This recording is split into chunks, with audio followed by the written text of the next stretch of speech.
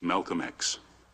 I think a lot of people are confused by the new Arabic name, El-Hajj Malik El-Shabazz. I've always had the name on my passport, Malik El-Shabazz, only I only used it in the Muslim world. Well, Hajj is a title that is given to any Muslim who makes the pilgrimage to Mecca during the official Hajj season. Well, will you now use Shabazz and drop X? I'll probably continue to use Malcolm X and I'll probably use it as long as the situation that produced it exists. You don't feel that Shabazz takes the place of X?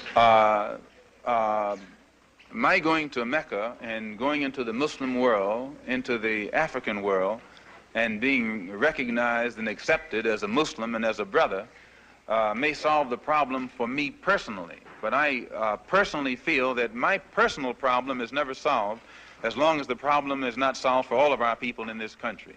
So I remain Malcolm X as long as there is a need to protest and struggle and fight against the injustices that our people are involved in this country. Are you prepared to go into the United Nations at this point and ask that charges be brought against the United States for its treatment of American Negroes? Oh, yes.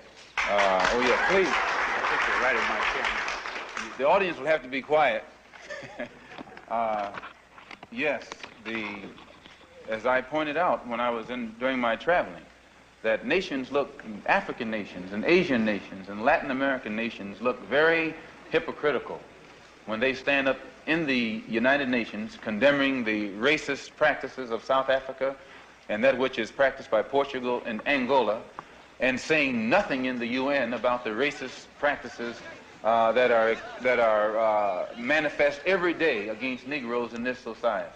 Even in South Africa, those Africans aren't faced with bayonets and aren't faced with police dogs. I would be not a man. If I was in a position to bring it in front of the United Nations and didn't do so, I wouldn't be a man. Malcolm, do you intend to lead the charge in the United Nations? Well, I find that to say you're going to lead something creates a lot of hostility, division, jealousy, and envy. I hope to work with any group of leaders or any group of organizations to do whatever is necessary to see that this problem is brought before the United Nations. Have you had any commitments from any nations in Africa to support you in such a move? I would rather not say at this time. But one thing I found in my travels, all of them look upon us as their long-lost brother. You realize the implication is that you have had such commitments when you say... This is your interpretation of what I said.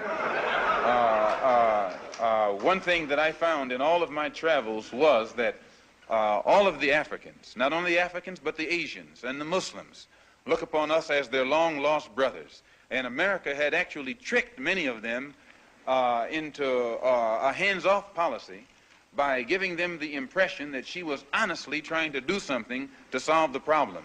My argument over there was designed to prove that it is impossible for the United States government to solve the race problem. It's impossible. Malcolm, on your trip abroad, you said you sensed a feeling of great brotherhood and that conceivably you would be working toward integration in this country now. At least this is what you're reported to have said. Have you any comment on it? I don't think that I ever mentioned anything about working toward integration. They haven't even got integration right here in New York City. You have worse integration problems in the North than they have in the South. So if it doesn't work if you can't bring about integration in New York City as international, cosmopolitan, up-to-date as it's supposed to be, you will never get integration anywhere else in the country. Are you prepared to work with some of the leaders of the other civil rights organizations? Certainly, certainly. We will work with any groups, organizations, or leaders in any way, as long as it's genuinely designed to get results. Does your new beard have any religious significance?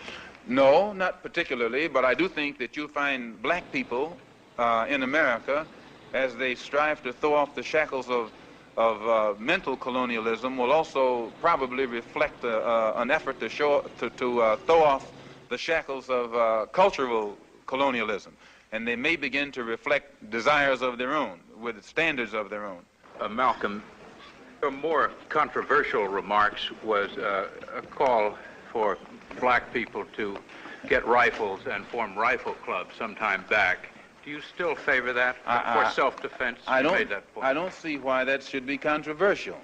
I think that if white people found themselves the victim of the same kind of brutality that black people in this country face, and they saw that the government was either unwilling or unable to protect them, that the intelligence on the part of the whites would make them get some rifles and shotguns and protect themselves.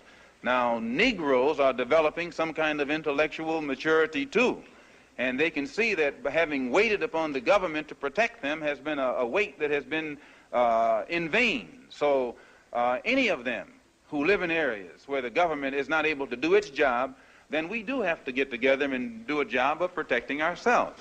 No Negro leaders have fought